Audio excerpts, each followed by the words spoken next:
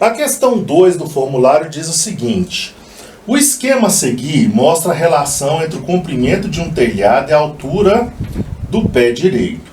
A hipotenusa de cada triângulo indica o comprimento mínimo de cada viga de madeira que deverá ser usada. Seguindo essas recomendações, um telhado com 8 metros de comprimento vai exigir vigas de madeira com comprimento aproximado mínimo de 4,8, 8,6, 11,2 e 35. Bom, no exercício ele tem um desenho aqui com vários comprimentos, eu extraí o que eu precisava. O que eu precisava?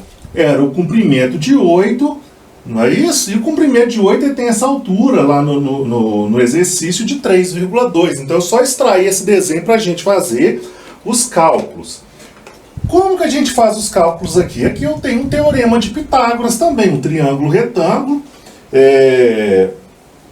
E a hipotenusa é justamente o comprimento da viga, né, que é o lado que está oposto ao ângulo de 90 graus. E o que eu tenho aqui então? Usando o teorema de Pitágoras, A ao quadrado igual a B ao quadrado mais C ao quadrado. Bom, calculando aqui eu tenho qualquer um deles, um eu vou chamar de 3,2, outro eu vou chamar de 8.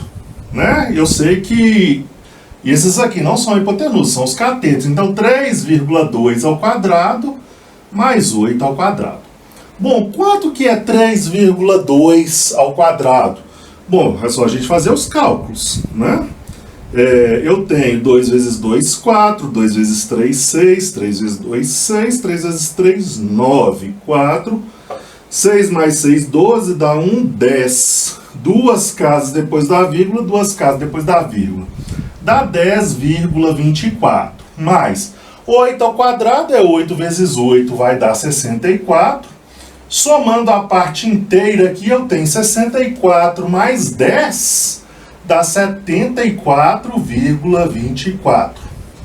Bom, se eu utilizar uma técnica, não precisa nem de eu extrair essa raiz. Existe uma técnica aqui que eu já vou direto na resposta. Olha só, preste atenção, por exemplo.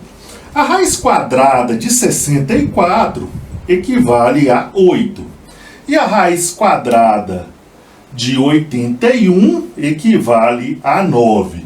Eu sei que quando eu for resolver esse A, eu sei que meu A vai ser raiz quadrada de 74,24, mais ou menos, mas eu vou excluir a resposta negativa, porque você sabe que não existe medida negativa. A raiz de 74,24 está entre essas duas raízes, entre 64 e entre 81. Então vai ser um número entre 8 e 9.